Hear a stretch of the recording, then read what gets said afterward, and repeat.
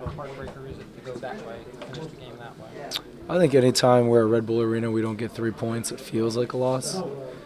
Especially when you're in a situation where you are up and then going late into injury time, where I feel like all year we've been pretty good at closing games out, especially at Red Bull Arena, and we let that one slide. So we got some favorable results tonight, but that almost makes it feel even more gut-wrenching, because if we would have won, then now we're in an even better position to finish the season.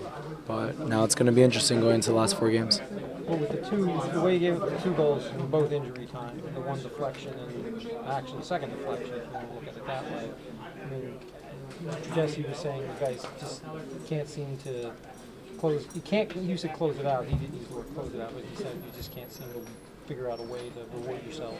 Yeah, and I think he's more alluding to set pieces. We looked at a staggering statistic this year that we've given up 39 goals, 22 in the run of play, and 17 off of set pieces. And the part that's a bit mysterious about that is when you look at the last 2 seasons, we've been the top team in the league when it comes to defending and scoring on set pieces, dead ball situations.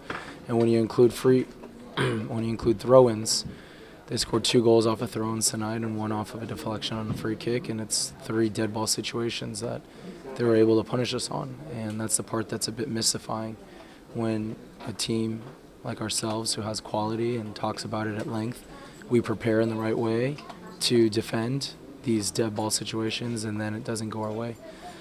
So it just shows that we still have a lot of work to do, and we don't have the luxury of time. What do you tell Fidel when the final whistle blew? Because obviously it was his error that put the ball back. On to the next one. On to the next one? On to the next one, Fidel. Don't worry about it. I know that it was a bit unlucky and it sucks in this situation, but my verbatim was on to the next one. We're good. Let's talk about Tyler. Obviously, it was his goals that got you the opening scoring. His second one for the equalizer. Playing with him, seeing him develop last year with the USL.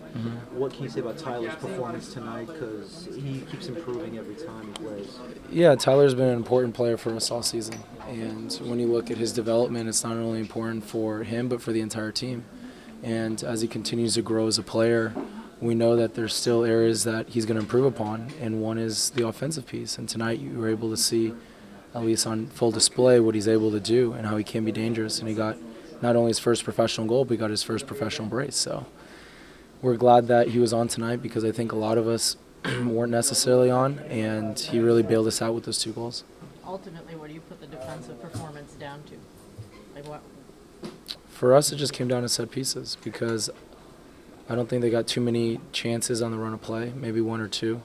But for the most part, it just came down to dead ball situations. And it's something that has been somewhat of an Achilles heel. Not somewhat, it has been. 20 goals against when it comes to dead ball situations this year. Can you imagine if we eliminate half of those, where our season would be and where we would be in the table? But it's something that we have to continue to improve upon, and we know until the very last game going to the playoffs, it's something that we can improve upon. Considering the way you guys have lost recently, do you worry about the starting to stick in the head and somehow affecting going forward? Not necessarily. I think that just comes with experience.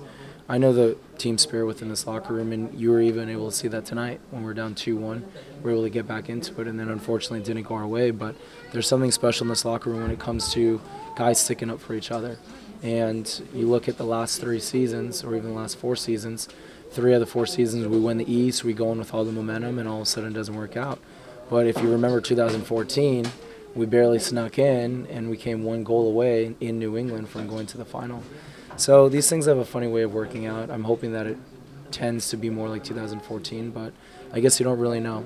That's why I'm not worried, is because experience, but then ultimately, like I said in the very beginning, the team spirit within this locker room, that guys aren't going to give up. They're going to continue to push, and they're going to have each other's back until the very end. Thanks.